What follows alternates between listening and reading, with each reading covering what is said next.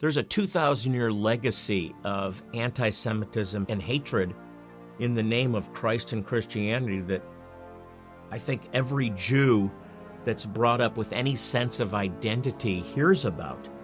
We're Jews, they're Christians, and they blame us for killing their God, Jesus Christ. When my grandfather died, I was 6 or 7 years old, and it was a very hush-hush thing. Nobody wanted to talk about it. What happens after you die? We weren't even allowed to go to the funeral. And I remember asking my teacher in synagogue, what happens after we die? And she didn't really know. She said, go see the rabbi. So I met with the rabbi, and I remember him telling me the story about a man climbing up a mountain, and he's only seeing the trees, and he's journeying up the mountain and never sees what's over the other side because he's climbing the mountain. But God, who is at the top of the mountain, sees over the other side of the mountain.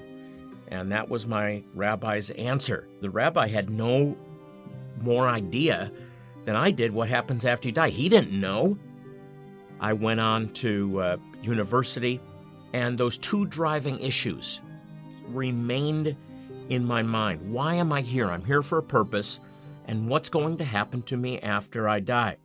I got involved in drugs and rock and roll. I started to go to Grateful Dead concerts and doing drugs, and that was, I guess, sort of a hobby for me.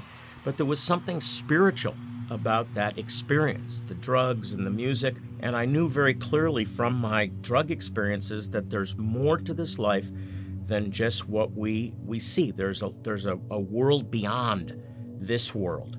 So through college, I'm exploring. I'm involved in these cults and the occult, and I'm searching for God. A friend of mine had really gotten heavily involved in drugs, and I saw her lose interest in classes. She stopped attending classes. She disappeared from my life. She really looked like she was dying from using drugs.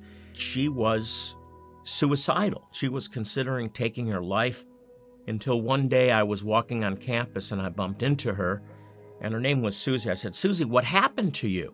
Because she was smiling, she was vibrant, she looked terrific, and she began to tell me that something profound happened. She had wandered into a pool hall, and the owner of the hall had just become a Christian, and he witnessed her, and he told her about Jesus, and she had prayed with him to accept Jesus, and now she was born again. Her life had completely been transformed.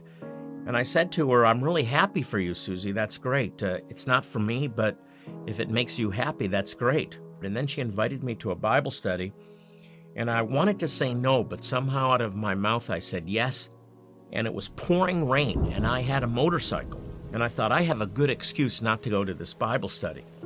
But I remember getting on the back of the motorcycle and driving through the pouring rain to this Bible study that I didn't want to go to. And I remember walking into the study, I was soaking wet, my clothes were soaked, but from the time that the Bible study started, and I don't even remember what was taught. It was the book of Revelation and how the world's coming to an end. But I just thought, I want to get out of here. But I couldn't because my clothes were in the dryer, so I was a captive audience.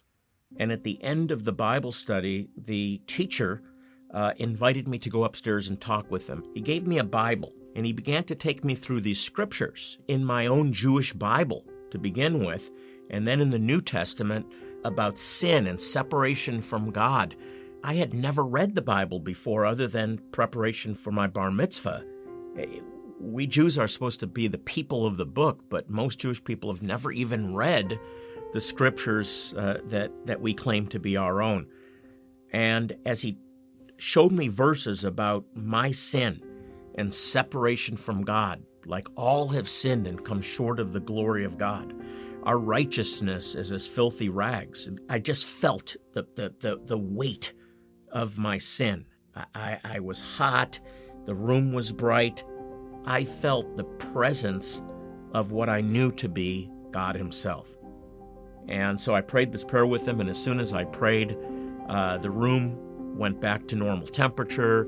The The lights went back to normal. The sofa that felt like it was holding me in place released me. The Bible shrunk back to a normal size. My clothes were presented to me dry. I changed and I raced home and tried to forget this experience, but something changed in my heart that night, and I had a desire for the first time to read the Bible. I had never read the Bible before. I claimed to believe the Bible, but I didn't really know what the Bible said other than the stories that I had learned growing up. And I just devoured the Bible, and I began with the book of Matthew. I had never read the New Testament. I was taught that the New Testament was the Christian Bible. The only connection that it had with my heritage as a Jew is that it was anti-Semitic. And much of Judaism, as we wandered through Europe and other nations, was an effort to survive in what became a Christian world. Christianity was defined by its hatred of the Jewish people and blaming the Jewish people for almost 2,000 years now. So for a Jew to consider Jesus, there's really a terrible history to overcome. But I really felt this pull to read the New Testament. And I began in Matthew chapter 1. Right in the beginning, it listed the genealogy of Jesus. Jesus, the son of Abraham, the son of David. And that just jumped out at me. And I immediately it was shocking. What is Abraham and David, two of the greatest men in our history, doing in the Christian Bible? I discovered things that were completely different than I had been taught growing up. I discovered that Jesus was Jewish, that he had a given name, a Hebrew name, Yeshua, which means salvation, because he will save his people from their sins. I discovered that he was born in Israel of Jewish parents. I thought he grew up in Rome, in the Vatican. All of the first followers of Yeshua were all Jews, and none of them converted to another religion. They didn't convert to Christianity. There was no Christianity. No, they were Jewish men and women who had found their promised Messiah from their own scriptures, the Tanakh. And that changed my life. I began to find the answers that I had been looking for in my own scriptures, in the Tanakh. I discovered that God had a purpose for my life, and that purpose was to know him, to walk with him, to serve him.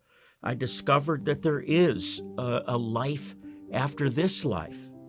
I knew almost immediately that God was calling me, that he had a destiny for my life to serve him full time. I ended up moving to Russia after leading a Messianic congregation from a number of years in upstate New York, and then began to work in Ethiopia, in Zimbabwe, throughout Africa.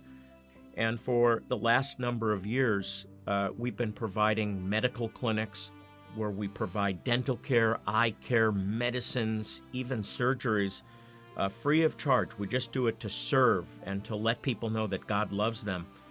And my brother was a photographer. That's one of the things that he did. And I was able to bring him to Ethiopia as our photographer to one of our medical clinics. And he experienced in that clinic the presence of God as lives were being changed. He was photographing everything, and he saw people not only being cared for, but he saw people being changed by the love of God. And I watched him. I had the joy of watching him go through the same experience I did as he received Jesus, Yeshua, into his life and was completely transformed. He passed away from cancer fairly recently, but I know where he is today, and I'll be seeing him again. This is my destiny. This is my heritage. This Yeshua is my Messiah promised in my own scriptures.